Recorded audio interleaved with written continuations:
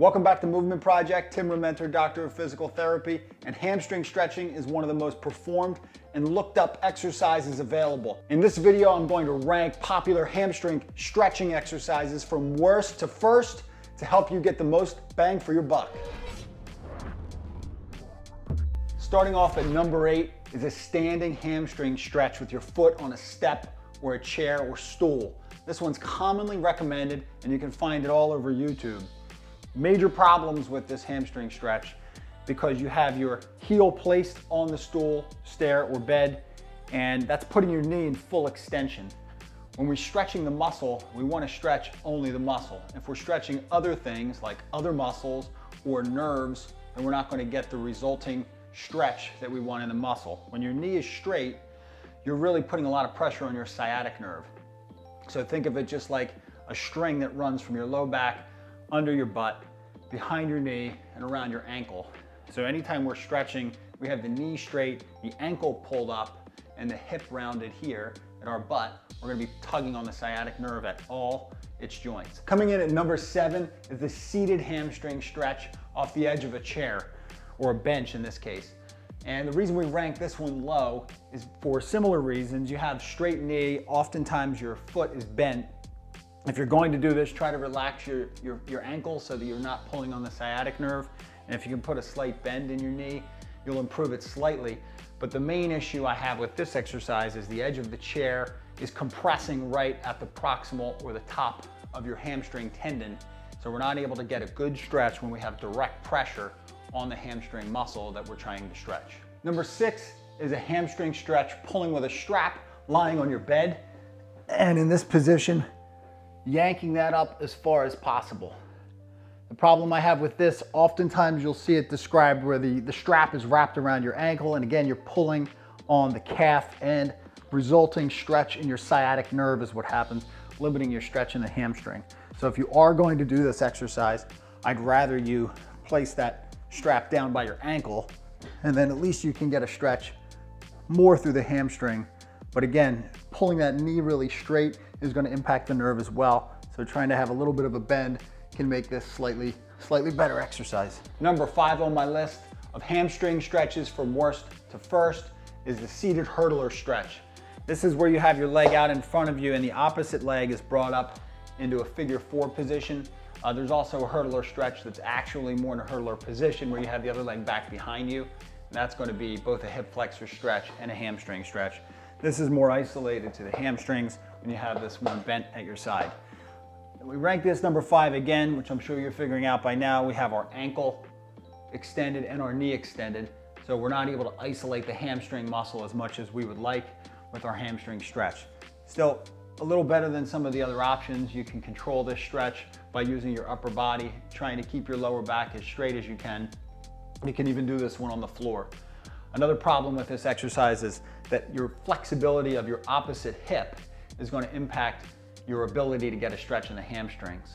Oftentimes this other side is tighter than the hamstring side, and it's going to stop you from getting an ideal stretch. Next up, at number 4 on our list of hamstring stretches from worst to first is a seated hamstring stretch with the opposite leg off the bed or bench and the foot of the stretching leg off the edge of the bed or bench. You know by now that this is beneficial because it takes the tension off of the ankle and the nerve as it travels down your leg, and we can get a little more isolated stretch in the hamstring. Now I feel more of a stretch behind my thigh than I do behind my knee and my calf. If you feel the stretch behind your knee or anywhere down in your lower leg, then you know you're just getting a nerve stretch and you're not really stretching your hamstring muscle. Ideally, we want to feel some stretch here.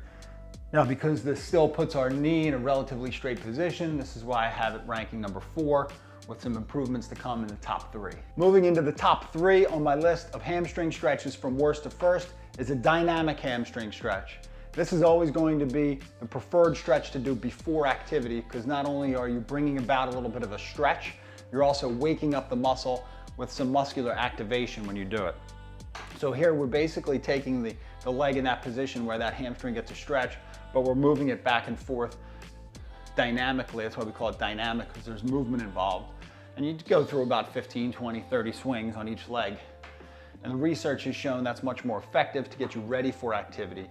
And the static stretches that we've done already are better after activity once you're warmed up. Number 2 on our list of best hamstring stretches, ranked from worst to first, is the elephant walk. Ben Patrick, Knees Over Toes guy, talks a lot about this exercise in his program. It's a phenomenal hamstring stretch because it has an active component. What we're always looking for in our best stretching is when we can make the stretch happen by using the muscle on the opposite side.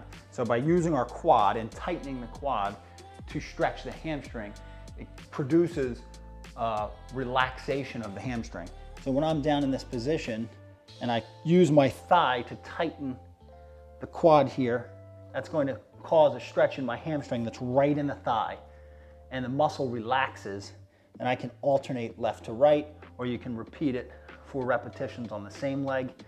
Now, you do get a stretch in the sciatic nerve with this exercise, so if you have any type of back problems, you definitely want to avoid this and work your way through some of the exercises, especially the one I'm going to show you at number 1.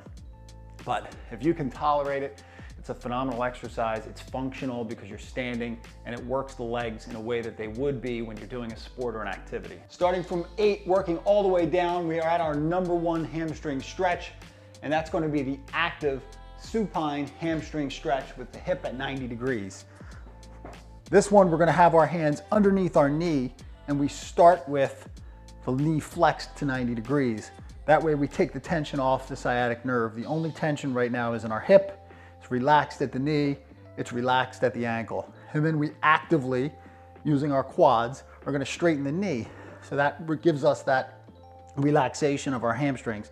And then we're going to try to straighten that, tighten the quad, keep the ankle relaxed. We don't want to make this a bad exercise by pulling the toes to the nose. That's actually a good sciatic nerve glide exercise, but for the sake of stretching your hamstring, keep that relaxed, actively tighten your quads, and then you hold that stretch your desired amount, 30 seconds, up to 2 minutes, and then you'll switch legs and go through your repetitions. To watch more videos to help you move your best and avoid unnecessary surgeries and opiate use, click down here. To subscribe to my channel to help me on my mission, click over here. Remember, if you want to keep improving, you got to keep it moving.